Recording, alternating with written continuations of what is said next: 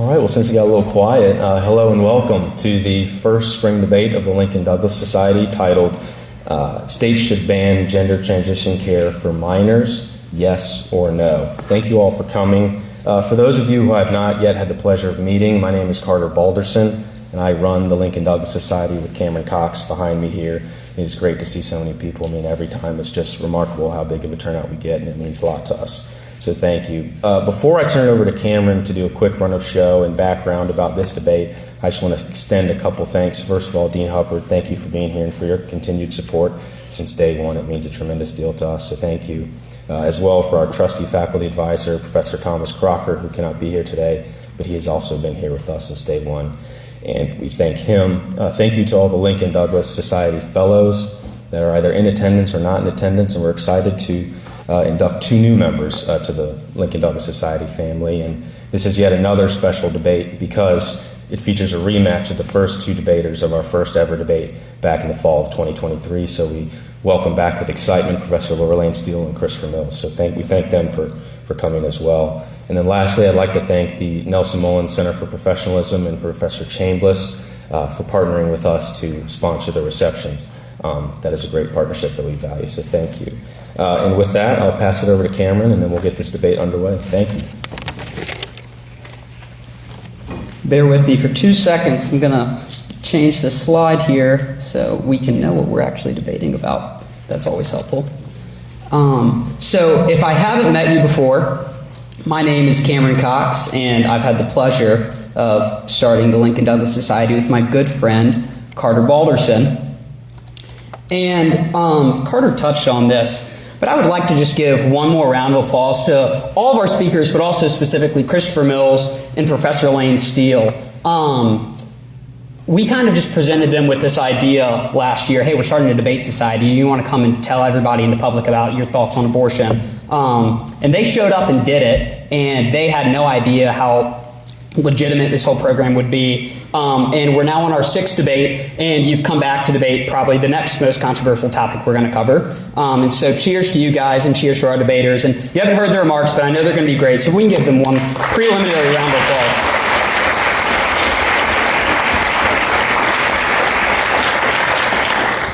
So, it's obvious why we started this. There's a lot of controversial issues that are happening in our time, and that's not new. What's new is that we don't like to talk about them, but the Lincoln Douglas Society has decided that's not going to be the case, at least at South Carolina Law School. And so we've had a bevy of debates: abortion, the death penalty, hate speech, DEI, on and on. And tonight we're going to talk about whether states should ban gender transition care for minors. So before I kind of go into exactly what we're talking about when we talk about that, if you haven't been to a debate before, the way we do it is pretty simple.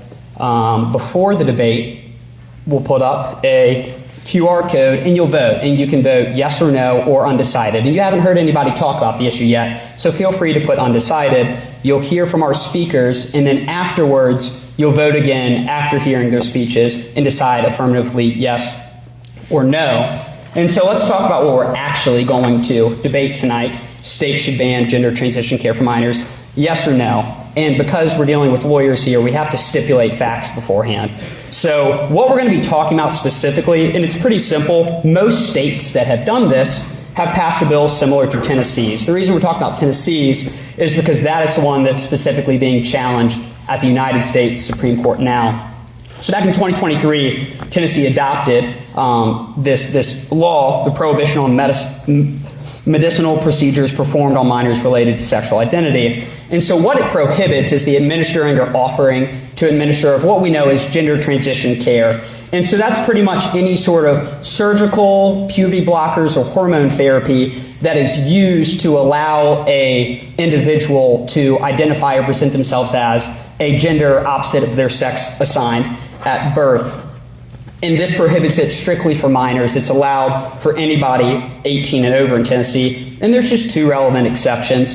You can use puberty blockers and hormones for the conditions listed. What's notable about exception number one is disease is strictly defined not to include gender dysphoria, meaning you cannot use gender transition care under this bill if it's simply just to treat what we know as gender dysphoria. And then there's a continuing care exception. So that just means if you are already undergoing these sorts of hormone therapy prior to the bill, they let you do it for about 10 months after before it was no longer allowed. And then the last thing you should know is that it's not an exception if the minor or their parent says it's fine. They can't override the law with their consent. So we're going to be kind of debating this specific bill. South Carolina's passed one. They're all somewhat similar, but that way we're not two ships passing in the night. We're talking about the same thing.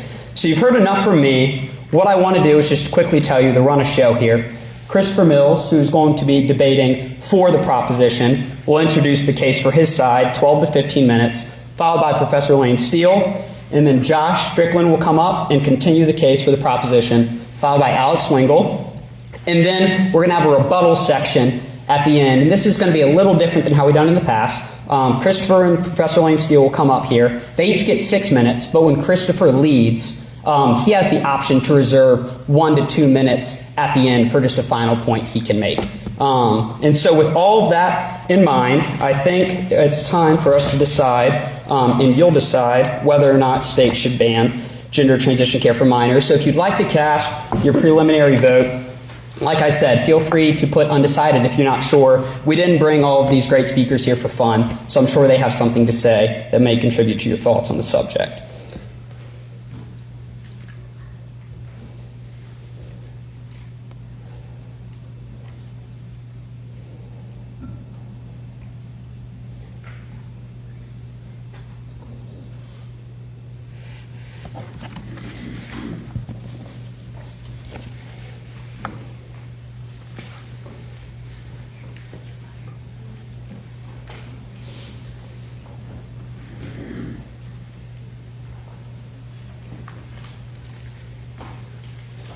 All right, and we're going to go ahead and kick this thing off. And so welcoming up our first speaker introducing the case for the proposition, please have a round of applause for Christopher Mills.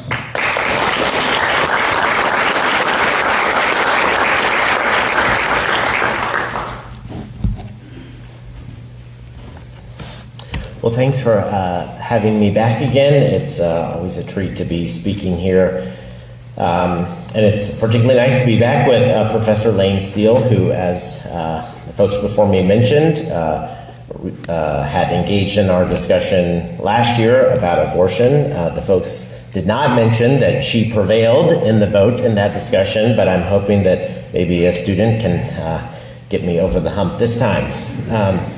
So the professor is an assistant professor of law here at the law school. Her research focuses on sex discrimination. She graduated from Harvard Law School, clerked for Judge Roth on the U.S. Court of Appeals for the Third Circuit, and previously served with Teach for America. This is one of our opponents for the evening, and she is most welcome. So join me in welcoming her.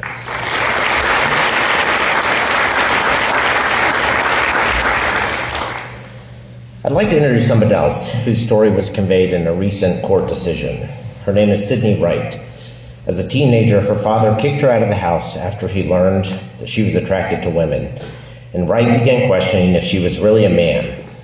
Wright saw a counselor who recommended that she begin taking testosterone and undergo a double mastectomy. Sydney said, quote, "No doctor or therapist suggested I give myself time to grow up or suggested counseling for what was causing my feelings." The counselor never explored her relationship with her parents or the years of sexual molestation she endured. She started testosterone injections after a 10-minute appointment with a physician who told her to learn, quote, on YouTube how to give yourself the shots.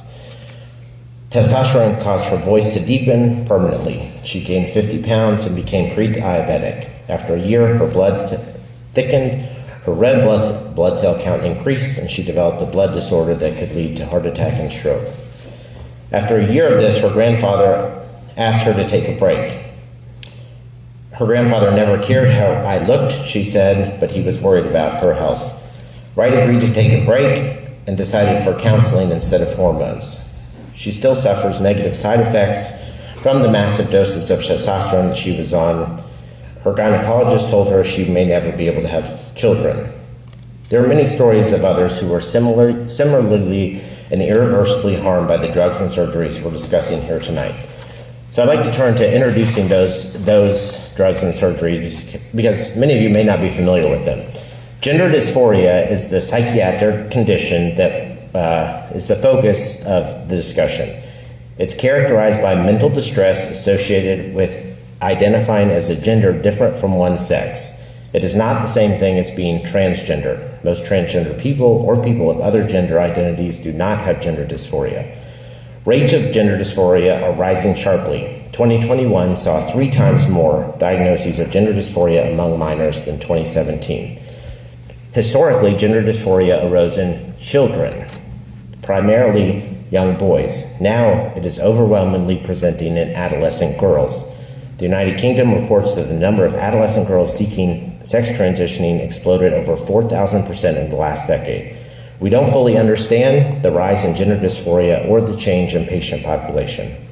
Doctors use 2 primary methods to address gender dysphoria in minors. One is known as watchful waiting with psychosocial therapy. The other is medical gender transition. The watchful waiting model calls for monitoring a minor's development and treating psychological causes of distress.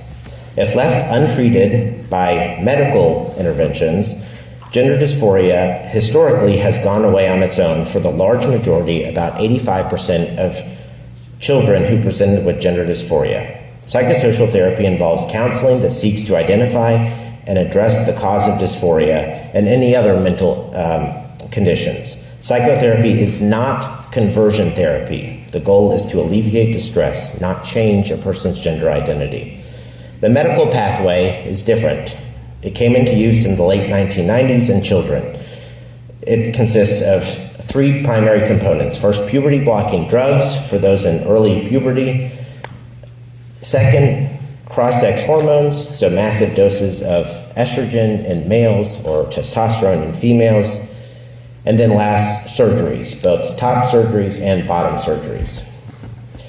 All of these happen in minors. You hear sometimes today the surgeries do not happen in minors. That is false. There have been hundreds, if not thousands, of insurance claims in the last decade for cross-sex hormones and surgeries in minors. These surgeries include things like a vaginoplasty in a young male, which involves removing the penis, testicles, and scrotum, and then using the penile and scrotal skin to line a neovaginal canal, the space between the rectum and the prostate and bladder. When a young boy is put on puberty blockers at the start of puberty blockers, followed by massive doses of estrogen, followed by this surgery, there's often not enough penile tissue to create a neovagina, which results in surgeons taking tissue from the colon, which substantially increases the risk of complications. These are complicated procedures, which is why Vanderbilt University in Tennessee started a clinic, seeing these interventions as huge money makers, and that's a quote. These medical interventions are the topic of our debate tonight and what over half of the states, now including South Carolina and Tennessee, have regulated in minors. That point is important. They have prohibited subjecting only minors to these interventions. So what does the evidence say about these interventions? What are the costs and the benefits? One might say, hey, that story about Sidney Wright, that's just an anecdote. That's just one story. And you're right, it is just one story. It's an anecdote. So I'll go from the bottom of the evidentiary pyramid, which is anecdotes and case reports, to the top, which are systematic reviews of the evidence. That's when a researcher sits down and looks at everything that has ever been published in a medical journal about this topic and assesses the quality of the studies, things like did it control for other variables? How did it structure? How did it gather the participants? The quality, and then the results. What did the study find? And then they look at every single study that's ever been written on the topic and synthesize it into a report. There have been about plus or minus a dozen systematic reviews of gender transitioning interventions in minors. Not one has found that any high-quality evidence supporting any benefit from these transitioning interventions in minors. Just a few days ago, one came out by Canadian epidemiologist Gordon Guyatt, who's the founder of evidence-based medicine. He wrote, quote, "The overarching theme from this and every other systematic review is the lack of high-quality evidence for individuals with gender dysphoria to take gender transitioning puberty blockers and cross-sex hormones." In other words, we don't know that there's any benefit at all. There's no quality evidence showing that these interventions have a benefit for minors who suffer from gender dysphoria. I'll say it again, there is no quality evidence supporting these interventions. When you hear of specific studies or specific case reports that support it, they are anecdotes. They are not high quality. And when I say high quality, it's not just a statistical, term that doesn't mean anything. Something that's high quality means it's likely that whatever the study found mirrors what's in real life. If something is not high quality, it means that whatever the study found is likely to be different from reality, from what actually happens in the real world. So that's the benefit side. The same finding has been made about whether these interventions prevent suicide. The World Professional Association of Transgender Health's own systematic review said, quote, "It is impossible to draw conclusions about the effects of hormone therapy on death by suicide." So on one side, we have no certain benefits. On the other side, we have certain risks. If puberty blockers are used at the start of puberty, as current guidelines suggest, and then a person has moved on to cross-sex hormones, the person's reproductive organs remain in a permanently immature, undeveloped state, and permanent sterility will result. Likewise, when puberty blockers are followed by cross-sex hormones, the person's sexual function is permanently disrupted. WPATH, again, the World Professional Association of Transgender Health, president, who has performed hundreds of these surgeries, admitted that, quote, "Really about zero biological males who block puberty at Tanner stage 2 will ever go on to achieve an orgasm." Other risks include risk of heart attack and stroke, irreversible vocal cord changes, breast cancer, bone density problems, risk of altered brain development, and psychosocial harms from delayed puberty. And of course, again, underlying all these risks is the reality that a person's gender identity may change.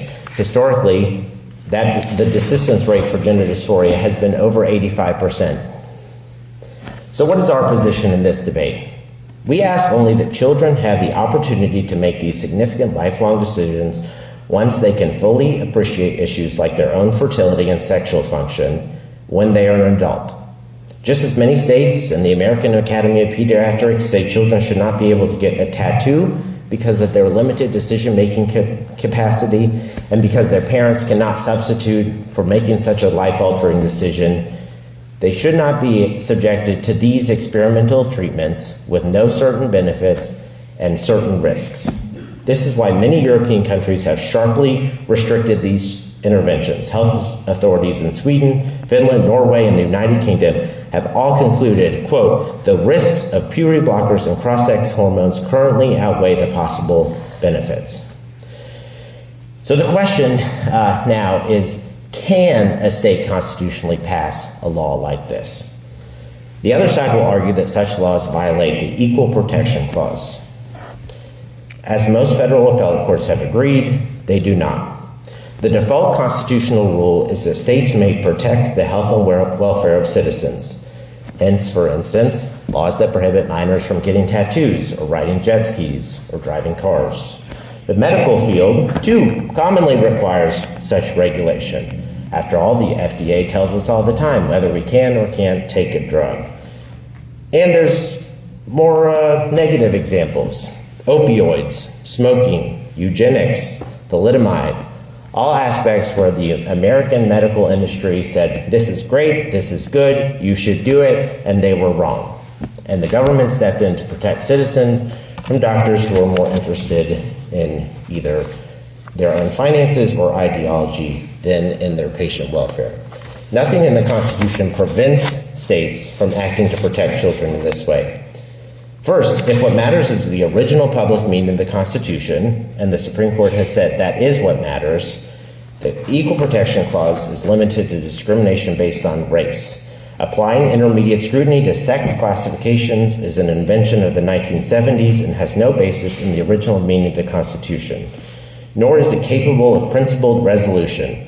The other side will argue what is an important government interest and is it substantially related to, is the law substantially related to that interest? That's the traditional articulation of intermediate scrutiny that applies to sex-based classifications under current precedent. It's also not capable of neutral principles in its resolution. It leaves it entirely up to a particular judge who inevitably inserts his or her own personal policy preferences. But even if I'm wrong about that, even if the clause does cover sex discrimination, this law does not discriminate based on sex. It doesn't matter whether you're a boy or a girl. You cannot be subjected to these experimental treatments. To be sure, some of these drugs can be used for other purposes in children, but that doesn't show discrimination based on sex, but discrimination based on treatment, which does not give rise to intermediate scrutiny. So again, boys or girls and children of any gender identity could seek these transitioning interventions. So the statute does not classify based on sex or even gender identity. To unpack that a little bit more, start with puberty blockers. Puberty blockers, the other prominent use is to treat precocious puberty in children who are less than age 8 or 9. Here, the use is different. When used for gender dysphoria, a child doesn't go on it until puberty has started, normally, usually around between ages 9 through 12.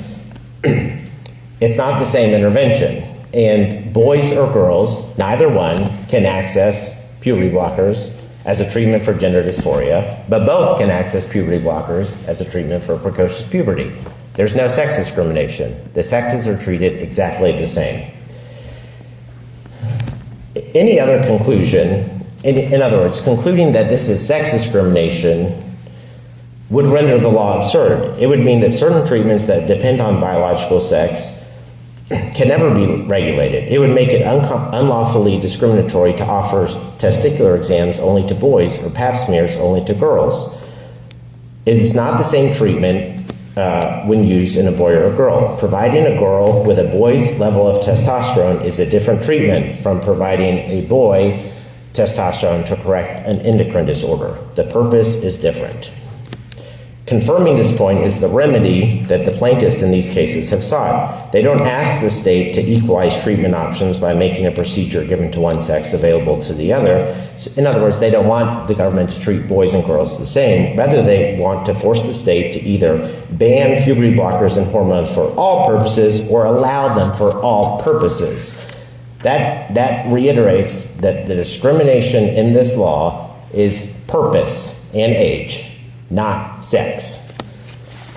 Because of that, only rational basis review applies at most. I would also note that rational basis has no support in the original meaning of the Constitution. There's nothing that lets judges impose their own views of rationality on the people. But that doesn't really matter because the rational basis review test is easily satisfied here. Under that test, the actual purpose of the law doesn't matter, the state doesn't need any evidence, and it doesn't matter whether the law is over and under inclusive. All you need is a legitimate government purpose, here, protecting children, and a law that hypothetically could further that interest, given that multiple European countries have cut back on these interventions for precisely the reason to protect children. There's obviously a rational basis for these laws.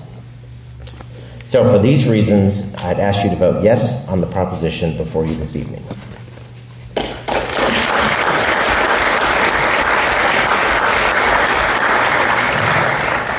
Now I will welcome Professor Lane-Steele to introduce the case for the opposition.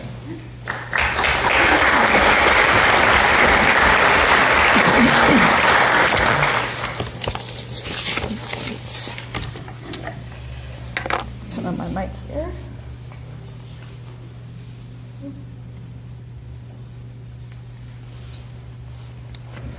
All right. Good evening, everyone, and thanks for coming out tonight. Special thanks to the Lincoln Douglas Society and to Cameron and Carter for organizing this event and for starting this society. It's great to be back in conversation with Christopher Mills again, and I'm delighted students are joining us this time. Christopher Mills is the founder of Sparrow Law LLC. He was previously a partner at a national law firm and a constitutional law fellow at the Beckett Fund for Religious Liberty. He served as a law clerk to Justice Clarence Thomas on the United States Supreme Court during the October term of 2018. He also clerked for the Honorable David B. Santel, then Chief Judge of the U.S. Court of Appeals for the D.C. Circuit. Christopher most recently submitted several amicus briefs at the Supreme Court in United States versus Skrmetti, the landmark case on gender transition care for minors the court will decide this term. Chris is a 2009 graduate of Furman and a 2012 graduate of Harvard Law School. Let's give Chris for a warm Gamecock welcome.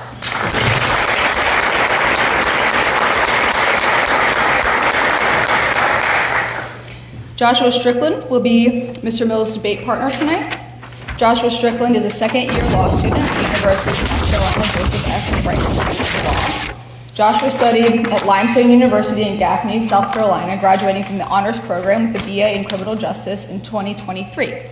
Joshua spent last summer as a law clerk for Callison, Ty, and Robinson, a civil litigation firm in Columbia, and as a research assistant for Professor Joseph Siner. In addition to clerking for the South Carolina State Judiciary Committee, Joshua is a member of the Federalist Society, the Christian Legal Society, and serves on the editorial board of the South Carolina Law Review. Let's welcome Joshua. We're delighted to have you join the debate tonight.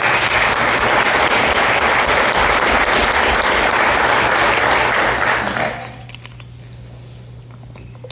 Okay, now to the proposition for tonight. First I want to clarify that the precise question before you all tonight is not whether the state can or should ban gender-affirming care for trans minors in general, but rather whether the state can and should do it in the way that Tennessee is doing it now. In other words, is the Tennessee law constitutional? Is it good policy? As Alex and I will argue, the answer is both. The answer is no to both. It's unconstitutional and bad policy because it's irrational. The following two stories are going to begin to reveal why. First is the story of Avery. Avery is a 15-year-old whose birth sex was male. When he started puberty, he began to develop more breast tissue than his other male peers, a condition called gynecomastia that affects about 50% of cisgender men and boys and frequently comes on during puberty. Avery asked a doctor to help him reduce his excess breast tissue, not because the excess tissue is causing him any physical pain or poses any physical risk, but because it feminizes his body, doesn't align with how he wants to present himself. It's also a common source of bullying from his extended family and some of his friends. Under Tennessee's law, and others like it, Avery's doctor can prescribe hormones, estrogen suppressors specifically, that will alleviate the psychological harm he experiences from excess breast tissue. Avery's doctor consults with Avery and Avery's parents, and they all agree to move forward with the treatment. Now suppose we change Avery's birth sex to female. In other words, Avery is now a transgender boy instead of a cisgender boy. But everything else stays the same. Trans Avery develops excess breast tissue and wants to remove it for the same reasons that cisgender Avery does. He's getting bullied, it doesn't conform to how he wants to present himself, feminizes him.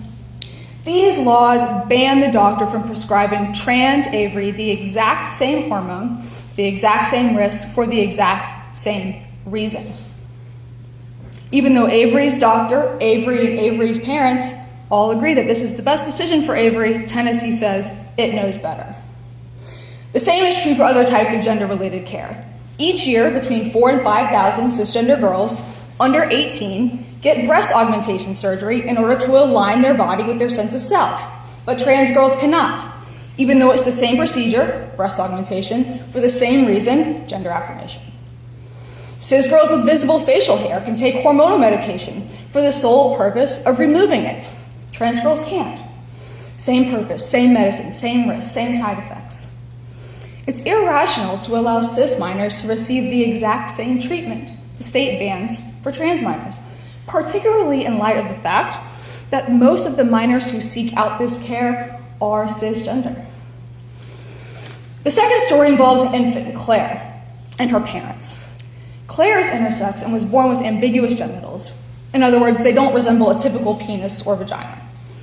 Claire's parents ask a doctor to perform surgery on Claire's genitals for the sole purpose of creating a typical-looking vagina, not for any other medical reason. Claire's genitals work just fine. She can urinate just fine. They don't cause her any physical harm or pose any physical risk.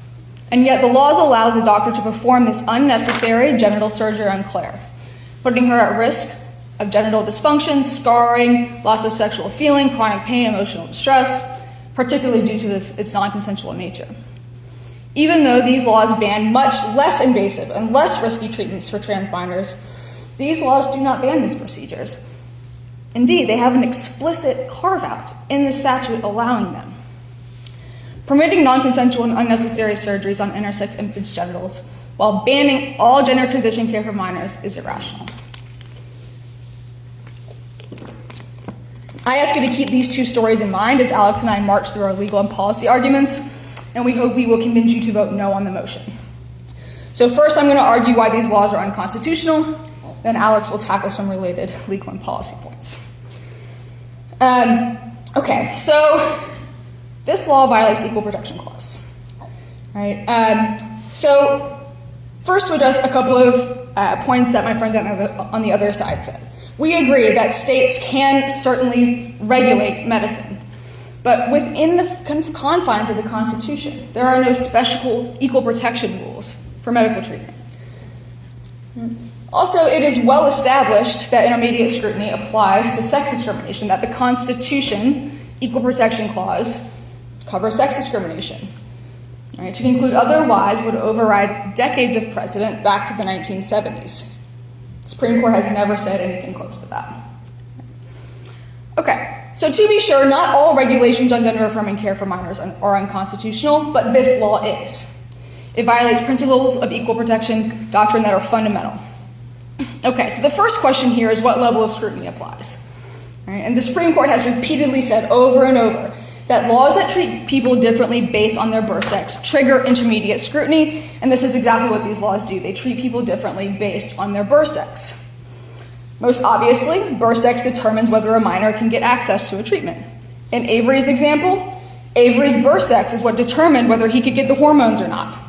If Avery's birth sex was male, he could get the estrogen suppressors. If Avery's birth sex was female, he couldn't. Moreover, these laws only ban treatments for the purpose of gender transition. In other words, to move the body out of line with minor's birth sex. But in order to know whether a treatment is for the purpose of gender transition, we have to know the birth sex. Mr. Mills argues that this is not a sex classification, that it's a purpose classification, right? So that cisgender Avery is using the hormones to treat a different condition, gynecomastia, than trans Avery is, gender transition, gender dysphoria. But this is just a linguistic trick to obscure a sex-based treatment, and linguistic tricks do not change the law. Right? The purpose is the same. The treatment is the same. It's the same hormone. The purpose is the same, to reduce breast size. And the reason that trans Avery and cis Avery want to reduce their breast shape is the same. Gender affirmation, not cancer treatment, not some other type of treatment. It's the same purpose. Okay. For puberty blockers, well, actually, I see the time. I'm going to move on to the application, and if I have time in rebuttal, I'll come back to the puberty blocker point. Because it doesn't matter whether intermediate scrutiny applies here, because this law fails rational basis or intermediate scrutiny. So here's why. On equal protection, we have a two-pronged test, right? So first we look at the state interest. Is the state interest legitimate, rational basis, or important, intermediate scrutiny? Second, we ask, how does the law relate to that interest? Does the law rationally relate to that interest? Does it substantially relate to that interest, intermediate or rational basis? So I'm going to march through the interests that the state purports that justify these laws, and I'm going to tell you why all of them fail either standard of review. Okay, so the first state interest Tennessee says, is that this law encourages minors to appreciate their sex. Right? So it doesn't want minors to move their bodies out of line with their birth sex. But this is not a legitimate, much less important governmental interest. Indeed, in the Scarametti case, Tennessee doesn't even defend this interest. A preference that people born female look and identify as women, and a preference that people born male look and identify as male is paradigmatic sex stereotyping. States aren't allowed to impose its ideological preferences about sex and gender onto its citizens, including on a rational basis. Moreover, this law isn't even rationally related to this interest. The law does not want all minors to appreciate their sex bodies exactly the way they were born. It does not want or need cisgender Avery to appreciate his naturally occurring breast tissue. It does not need Claire's parents to learn to appreciate her naturally ambiguous genitalia. The state only cares about minors appreciating their sex bodies when those bodies already conform to what the state thinks those bodies should look like. Another justification the state puts forth is that this law protects the health and welfare of minors by banning treatments with clear risks and uncertain benefits. Of course, protecting the health and welfare of minors is an important governmental interest, but this law is not doing that. As an initial matter, the premise of this interest, that these treatments' risks clearly outweigh their benefits, is not grounded in sound evidence. The state exaggerates the risk of these treatments, ignores that these risks can be mitigated, doesn't ban other treatments that are equally risky or even more risky than these treatments. Moreover, the Tennessee legislature did not consider the medical benefits associated with gender-affirming care. And that silence is striking, considering that every major medical organization to take a position on the issue, including the American Medical Association, the American Academy of Pediatrics, the American Psychological Association, all agree that these treatments are appropriate and necessary when they are clinically indicated. Of course, state legislatures are not bound to follow the views of the medical community uncritically, but here, Tennessee uncritically rejected the medical consensus without attempting to conduct its own weighing of the perceived risks and countervailing benefits. But even assuming we defer to the state on the medical evidence, even assuming its conclusion that the risks outweigh the benefits, this law still fails because it's not rationally related to the state's interest in protecting the health and welfare of minors. If these treatments are really as dangerous or uncertain as the state says they are, why does the law allow cisgender minors to receive the exact same treatments for the same reason? If trans Avery cannot take estrogen blockers to reduce his breast size because these drugs are too risky, cisgender Avery shouldn't be able to either.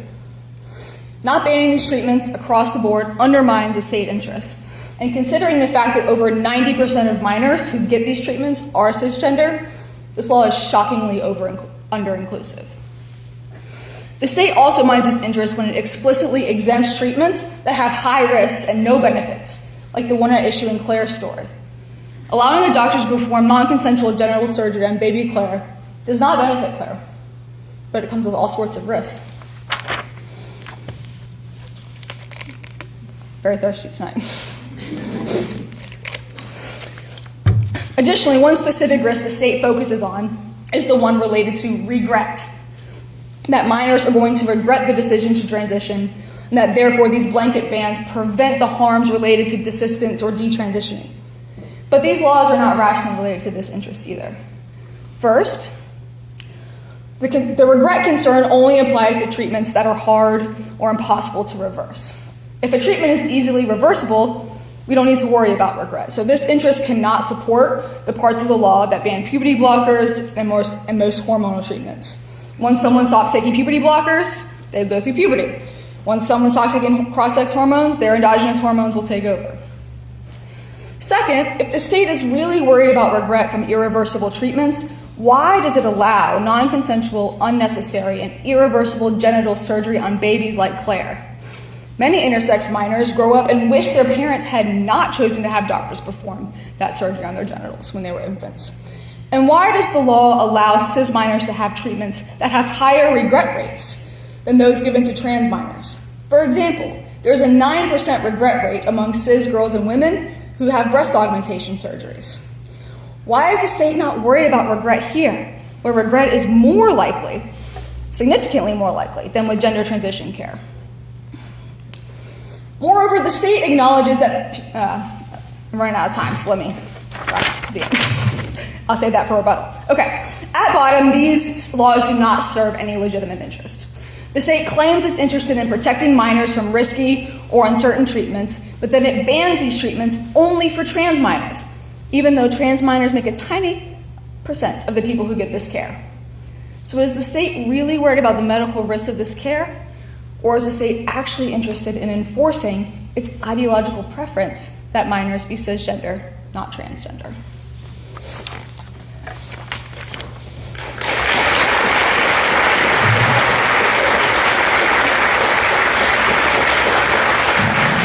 Please welcome Josh Strickland to continue the case for the proposition.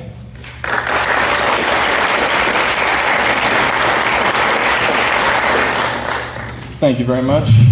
I'm so glad to see so many people here tonight to hear about this important issue, and I'm very grateful to the Lincoln Douglas Society for inviting me to participate in tonight's debate. I'd like to extend a special thank you to my partner Christopher Mills for all his help in preparing for the debate, and to my family and friends for encouraging me and for being here to support me tonight. I'd also like to thank our opponents tonight for being willing to debate, and I have the pleasure of introducing Alex Lingle. Alex Lingle is a second-year law student at the University of South Carolina Joseph F. Wright School of Law. Alex is a double Gamecock, graduating from the University of South Carolina in 2023 with a BA in Political Science and Criminal Justice. While at USC, Alex was the winner of the Tolerance Means Award, an essay competition on issues of constitutional law. Alex spent last summer clerking for the South Carolina Commission on Indigent Defense in the Capital Trial Division. In addition to serving as the president of the Public Interest Law Society, Alex is also a legal writing tutor for first-year students. Please join me in welcoming to tonight's debate, Alex Lingle.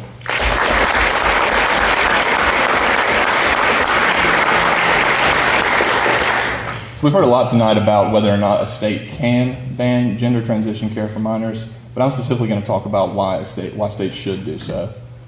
Over the last decade or so, the field of medical gender transition has exploded.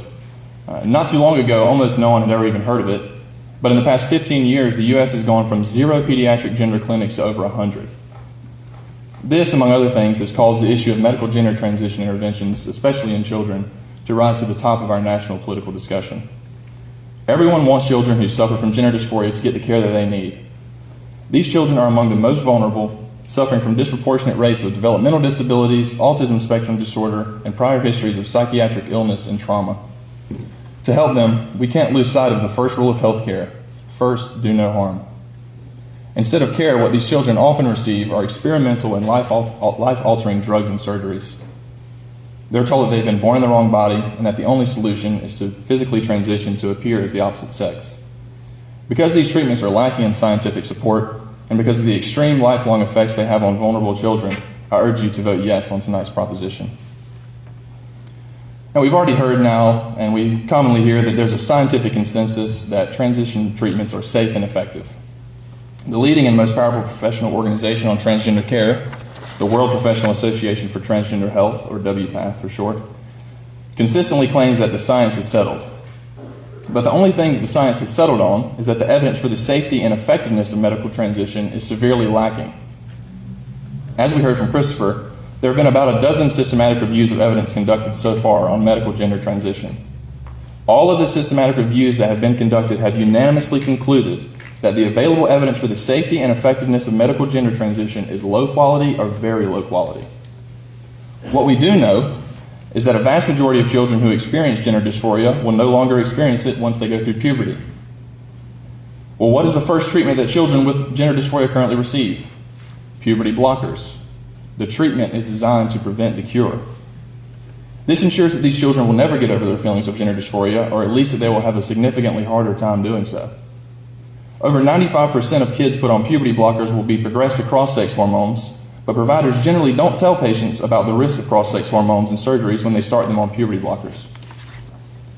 As we heard, cross-sex hormones increase the risk of cardiovascular disease, strokes, asthma, COPD, and even cancer. When used after puberty blockers, as is the norm, they also prevent the child from ever reaching sexual maturity, which means that they will be permanently sterile. For example, one of the drugs used for gender transition is a drug called Lupron, which is also used for the express purpose of chemically castrating adults. Obviously, transition surgeries also result in sterilization, but this is not the only harm. These surgeries often require removing other healthy parts of the body, such as a part of the forearm in a phalloplasty, and grafting it onto another area of the child's body. Thousands of children are now receiving these surgeries every year, and there are absolutely no age restrictions under the current standards of care. Even setting aside the physical effects of these drugs and surgeries, patients also experience severe mental problems. They have far higher rates of substance abuse, depression, and psychiatric hospitalizations. And even WPATH, the organization that creates the standards of care, admits that medical transition, whether surgery or hormones, that there's no evidence of any positive impact on mental health. Many European countries have acted on these findings, as we heard, and started to limit these treatments for children. For a few examples, England's National Health Service, after commissioning 11 systematic reviews, closed its only pediatric gender clinic. The chair of the systematic review project, Dr. Hilary Cass, said, "I can't think of another area of pediatric care where we give young people a potentially irreversible treatment and have no idea what happens to them in adulthood." Scotland prohibits both puberty blockers and cross-sex hormones. Finland's health authority concluded that in light of the available evidence, gender reassignment of minors is an experimental practice. Obviously, there's no scientific consensus, but even if there was, there's no basis to blindly trust it. Truth is not determined by consensus. If it was, we'd still be performing lobotomies on mental patients, handing out opioids, and recommending cigarettes to people with lung conditions. After all, these were the scientific consensus at one point. But after further research and consideration, each of these alleged treatments endorsed by major medical associations and the scientific elites were found to be incredibly harmful to the people who received them. Just imagine if instead of continuing to research these issues, everyone just threw their hands in the air and said, the science is settled. But this goes against the very nature of science. Science that cannot be challenged is not science at all. We should be especially skeptical of the purported consensus when those who advocate for gender transition stand to profit hand over fist from it. When a child goes to a doctor to have a gender transition surgery or to be prescribed hormones, that doctor has guaranteed themselves a patient for life. Medical transitions require lifelong intervention, so the doctor can be sure that no matter what, the patient has to return to continue receiving these expensive interventions. Take, for example, Dr. Marcy Bowers. Dr. Bowers is one of the authors for WPATH's most recent gender transition guidelines and also a pediatrician who commonly prescribes gender transition interventions to children. In the year before authoring these guidelines, Bowers made more than $1 million from gender transition interventions and did not think that was important to disclose when creating the guidelines that would govern her own practice. All while knowing that, in her own words, there's not enough high-level evidence to support the safety or clinical effectiveness of puberty blockers. WPATH's process for creating their guidelines was filled with conflict of interest. Johns Hopkins University was commissioned to conduct a systematic review of evidence to aid with drafting these guidelines, but the university was required to get WPATH's approval before publishing its results. WPATH explained that it was extremely important that any publication of the data be thoroughly scrutinized and reviewed to ensure that publication does not negatively affect the provision of transgender health care. In other words, you can only publish the evidence if it says what we want it to say. Does that sound like science? But of course, this process was never meant to be scientific. It was meant to advance a political agenda. During the drafting process, WPATH's leaders were in constant contact with political actors, such as Admiral Rachel Levine, who was then the Assistant Secretary of the Department of Health and Human Services. WPATH spent years updating the guidelines and initially published them with age restrictions, depending on the intervention. But Levine insisted that the restrictions be removed, so WPATH issued a correction just days after publication that got rid of them all. One of the guideline drafters said, "I don't know how I feel about allowing U.S. politics to dictate international professional clinical guidelines." Besides the political and financial motivations behind these interventions, there are many other fundamental issues. There's no other aspect of life where children are given control over permanent decisions. As Christopher alluded to, we prevent children from getting tattoos because we recognize that they're not mature enough to make a decision about permanently altering their bodies.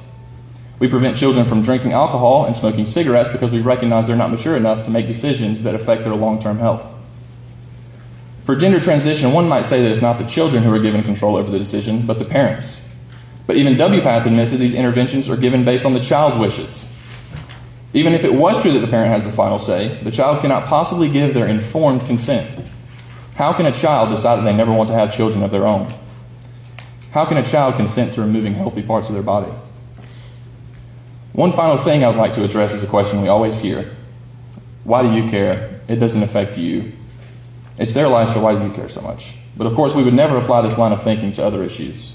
Why do you care about victims of crime? Have you ever been a victim of a crime? Why do you care about people who are starving? You never miss a meal. This question is just a distraction from the actual issues. in an attempt to prevent anyone who disagrees from even having the right to an opinion. But we care because of people like Chloe Cole, who started experiencing gender dysphoria at 12 and was given no meaningful psychological treatment to help her deal with her distress. Instead, after only 30 minutes of consultation with a doctor, which is very common, Chloe was prescribed puberty blockers at the age of 13. She then had her breast removed at 15 and only months later regretted her decision.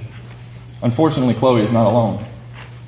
The American Psychiatric Association found that between 70 and 97% of boys and between 50 and 88% of girls with gender dysphoria will not experience dysphoria by adulthood. Even WPATH members have said that the detransition rate could be at least 30%.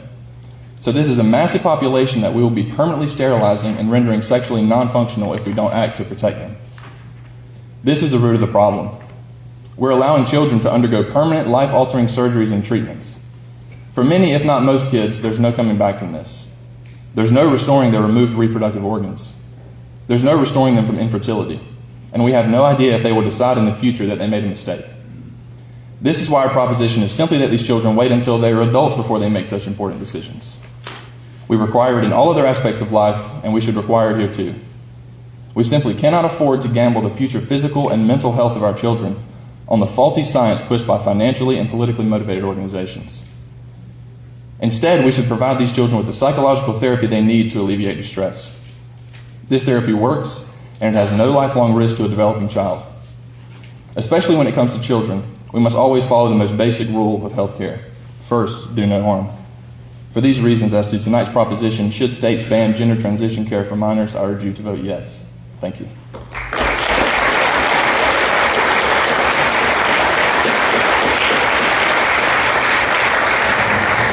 Now, please welcome Alex Lingle to continue the case for the opposition.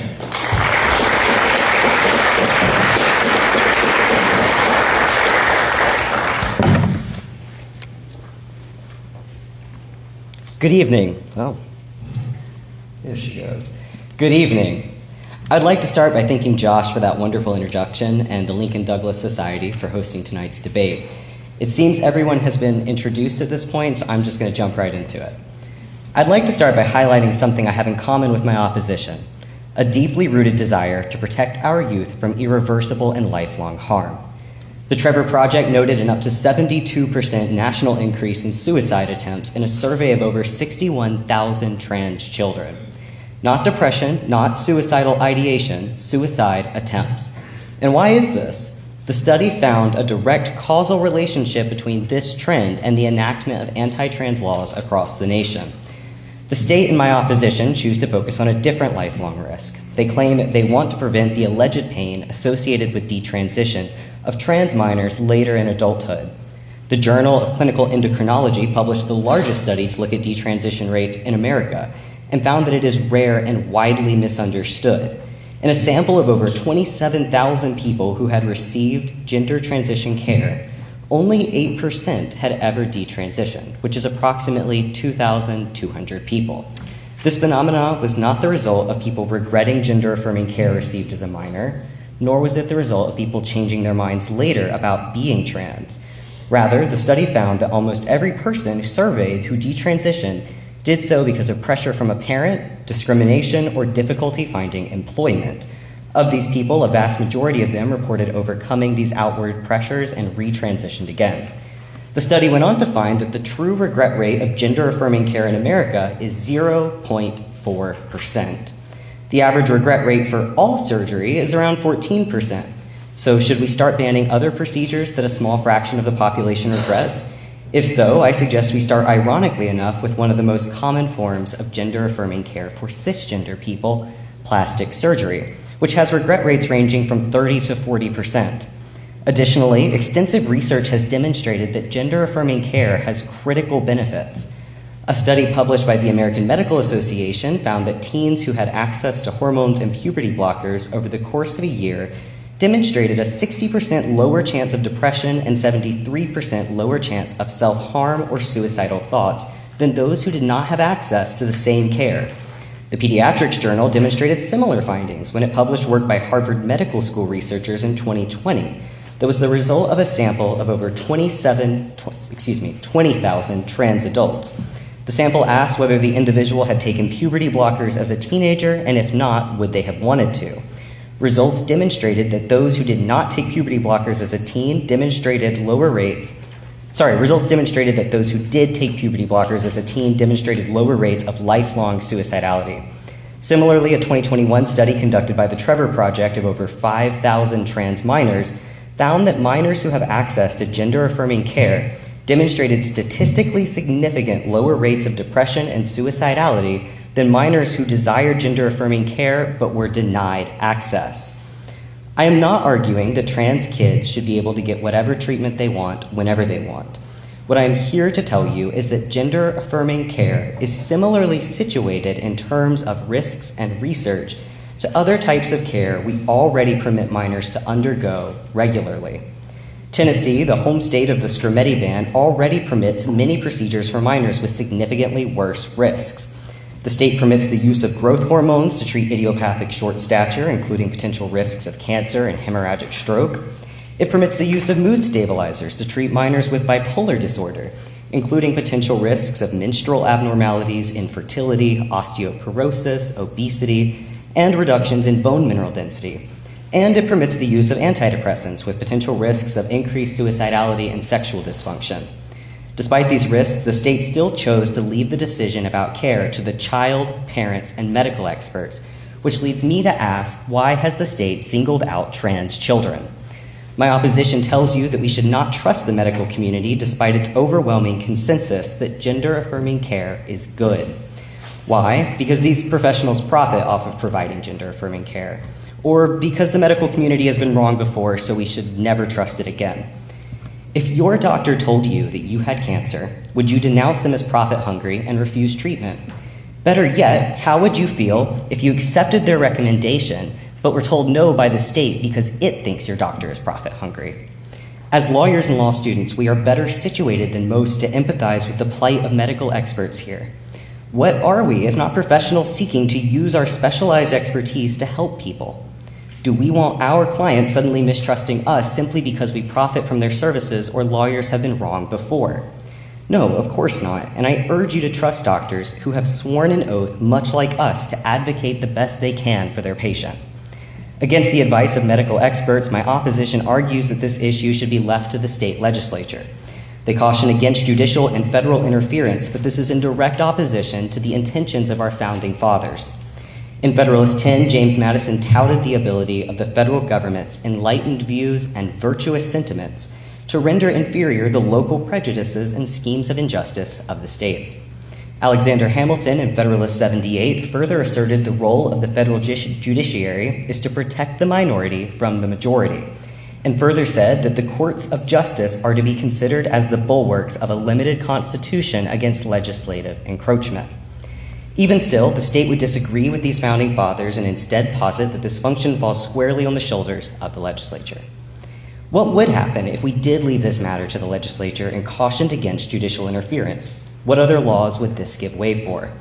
If we permit the state now to enact a law that forces trans people to live with gendered bodies they do not want, what will stop the state from enacting legislation in the future forcing anyone to do this? You might think, but the risks of gender-affirming care make it unique and susceptible to regulation. But as we've already laid out, these risks are similarly situated to other forms of permitted care already taken by minors. Could the state pass a law that prohibits breast reductions for cisgender girls because it's unfeminine? Could it pass a law requiring girls to maintain high-pitched voices and boys to maintain low-pitched voices? What about a law that requires girls' bodies to look feminine and boys' bodies to look masculine? You may think these laws are obviously unconstitutional, but for many trans people now, they are a reality. This ban forces trans kids to live with gender traits that align with their sex assigned at birth, and there is nothing preventing the state from forcing this conformity onto cisgender kids too. You cannot take solace in thinking that they will stop with trans kids, or even trans adults, nor should you, because our constitutional doctrine protects everyone, not just cis people, from laws enforcing gender roles and norms. As Judge Floyd opined in Grimm versus Gloucester County School Board, a Fourth Circuit equal protection case about an anti-trans bathroom policy, how shallow a promise of equal protection that would not protect trans youth from the fantastical fears and unfounded prejudices of their adult community. It is time to move forward. The realistic impact of a ban like this is not that trans minors will patiently wait until they are 18 to resume treatment. These families will instead be forced to leave the state periodically to receive care elsewhere or flee permanently. And this is no mere concern or hypothetical. It is already happening now. LW, the trans teen plaintiff to Skirmetti, and her family scrambled to find an out-of-state physician and had to travel 5 hours to North Carolina to get one. LW herself said, "It would be horrible for me to have to continue to go out of state to get care. I feel normal now." Even this was short-lived, as North Carolina banned gender-affirming care shortly after. So I pose that difficult decision to you tonight. If your child was trans, would you feel comfortable living in a state that has communicated it does not welcome trans minors? That invaded your private sphere of family decision and made medical choices about your child for you? That revoked care your child had been receiving for years? Care that you watched bring your child back to life, made them smile again, made them, as LW say, feel normal like everyone else. I started this conversation tonight with a discussion about suicide because, quite frankly, the data is abysmal and demonstrative of a dire need for change. But why should children have to be suicidal to get the care that they, their parents, their therapists, and their doctors agree is necessary, and that their cis peers are already receiving? My opponents and I agree on several things. We want to put the proper guardrails in place to protect trans kids. We want to prevent lifelong irreversible injury to minors. But a blanket ban on this care does not do that, and that is why I urge you to vote no to the proposition.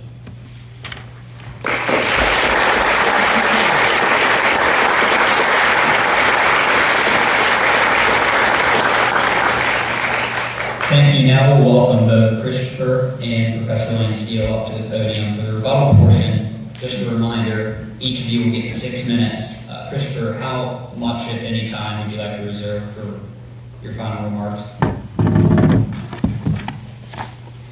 Christopher? I'm working on it. Can you hear? Hello? 2 minutes. Thanks.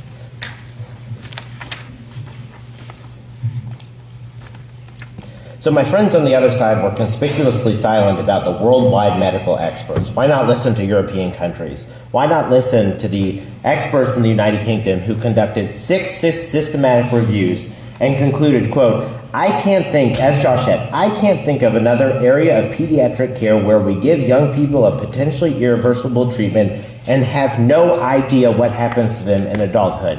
There is no other treatment like this in pediatric medicine today. No treatment the professor mentioned is anything like this treatment." And that's why the professor's entire argument depends on increasing the level of generality from medical treatments to what she stereotypes as particular purposes. But even that doesn't work under constitutional doctrine. Before I go there, though, the other points, they seem to concede that no systematic review has found quality evidence supporting any benefit. They seem to concede that even WPATH says there's no link between receiving these interventions and reducing suicide risk. And as for the rate of desistance, a convenience sample conducted by an advocacy organization finding the less than 1% desistance rate is simply not very persuasive when the DSM itself, the definitive guide used to diagnose gender dysphoria, says desistance rates have been 85+%. So on to rational basis. The professor's entire argument is they should ban other treatments too. That's not a rational basis argument. That's an under-inclusivity argument that doesn't matter for rational basis. If these are a problem, and we've shown you that they are, the government can address them without addressing anything else, even if other things are a bigger problem. So the professor mentioned that returning to the original meaning of the Equal Protection Clause would disregard decades of Supreme Court precedent. Well, her entire argument on rational basis would also disregard decades of U.S. Supreme Court precedent by imposing an under-inclusivity rule in rational basis review. There is no such rule. So moving on to whether heightened scrutiny applies. You have to have individuals who are similarly situated. That was the teaching of Bostock. You compare two people with a different sex, and is the outcome different? Then there's sex discrimination. But you have to hold other things equal. Otherwise, they're not similarly situated. So a boy desiring testosterone to treat an endocrine disorder is not similarly situated to a girl desiring testosterone to transition, or to a boy desiring testosterone to become a bodybuilder. Tennessee doesn't allow that masculizing, perhaps, treatment because it's not for a medical purpose. Again, what Tennessee is doing is discriminating based on medical treatment. So go back to the example of Avery. Avery, a male with an endocrine disorder, put on estrogen blockers to reduce breast size. That's to treat an endocrine disorder. It doesn't matter Avery's subjective reason for wanting that treatment. The point is there is a medical condition that is not gender dysphoria. A female Avery, however, would be put on estrogen blockers and testosterone as a purported treatment for gender dysphoria. That treatment would have different risks, different effects. It would have effects on fertility. It's not the same purpose. So those two individuals are not similarly situated. For instance, an Avery male who wanted their penis sliced in half to make a neovagina is not the same thing as an Avery female who wants the same thing. That's not even possible.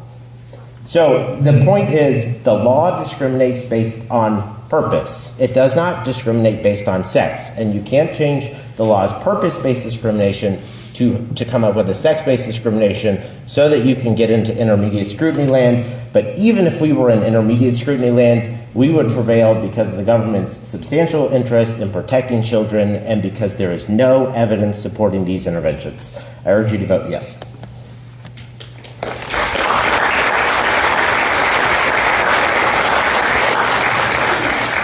Professor Lane-Steele. Find all my papers and shuffle them around.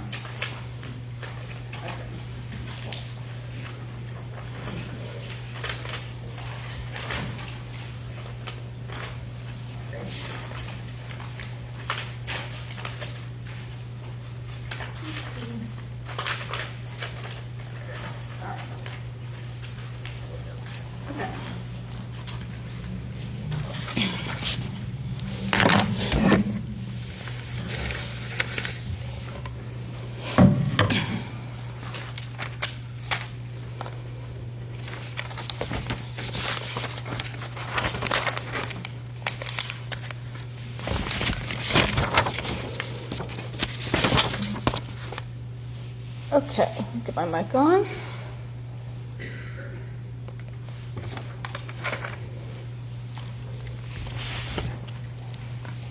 Okay, so I'm just going to quickly respond to some of my opposition's points, and then I'm going to wrap it up.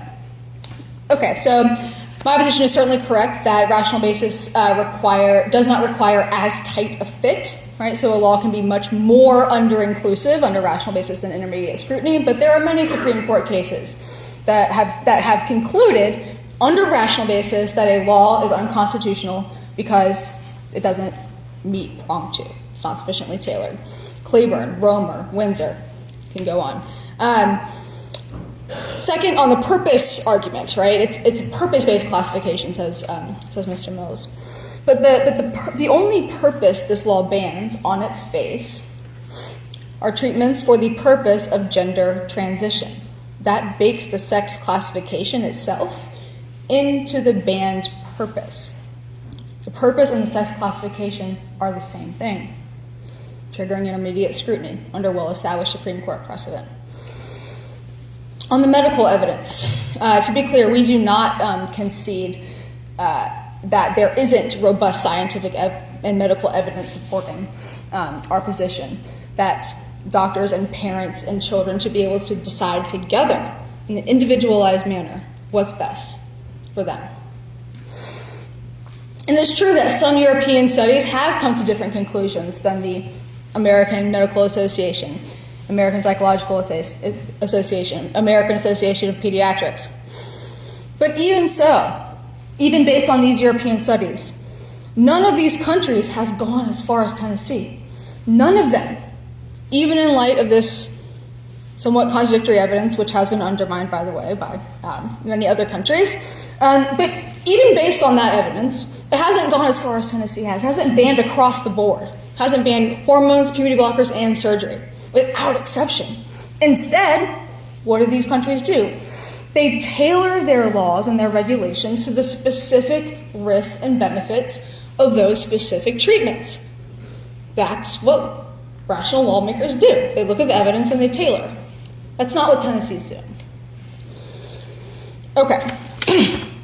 So, I've got my water. I'm still very thirsty. Okay. All right. So at bottom, these laws do not serve any legitimate state interest, and they're unconstitutional.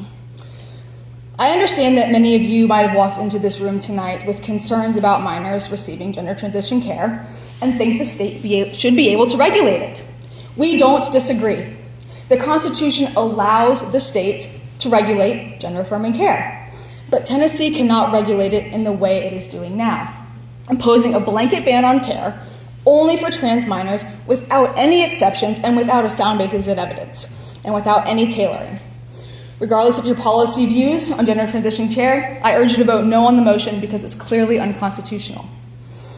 Maybe you're concerned that trans minors shouldn't have access to gender-affirming care because they're too young to make these types of decisions about their body. If so, consider the fact that cis Avery and trans Avery are equally mature, and yet these laws allow cis Avery to take estrogen to reduce his breast size, but not trans Avery. Maturity cannot explain the differential treatment. Or maybe you think trans minors shouldn't have access to care because you're not convinced there's enough evidence that the risks outweigh the benefits. If so, consider the fact that these laws permit baby Claire to be subjected to a treatment that's more risky and invasive than any treatment trans minors are seeking. Also consider the fact that estrogen-suppressing hormones for breast tissue reduction present the same level of risk to cis Avery and trans Avery. Level of risk cannot explain the differential treatment. Or maybe you're worried about trans minors regretting the decision to alter their bodies in ways that are difficult or impossible to reverse. If so, consider baby Claire's story, that these laws contain explicit exceptions that subject her to irreversible, permanent, and non-consensual surgery she may well grow to regret. Or consider the cis girl who can receive a breast augmentation under these laws. Why is the state not worried about her regretting a difficult-to-reverse procedure that she had when she was a minor? Why does the state not trust trans Avery, Avery's parents, and Avery's doctor to make these decisions, but trust Claire's parents and Claire's doctor to decide to give Claire genital surgery without her consent? Concerns about regret or irreversibility cannot explain the law's differential treatment. Once we can see that the state's purported justifications for this law, for banning these treatments for minors, are built on a house of cards, we can see the actual purpose of this law, hiding below the surface of all the state's arguments. At bottom, these laws reflect the state's belief that trans identity is not legitimate, as well as its preference that minors be cisgender and not transgender. And while the Constitution certainly allows states to regulate the medical field to protect children, it does not permit the state to impose its ideological beliefs on everyone, hiding behind a facade of protecting children. Thank you very much. Please vote no on the motion.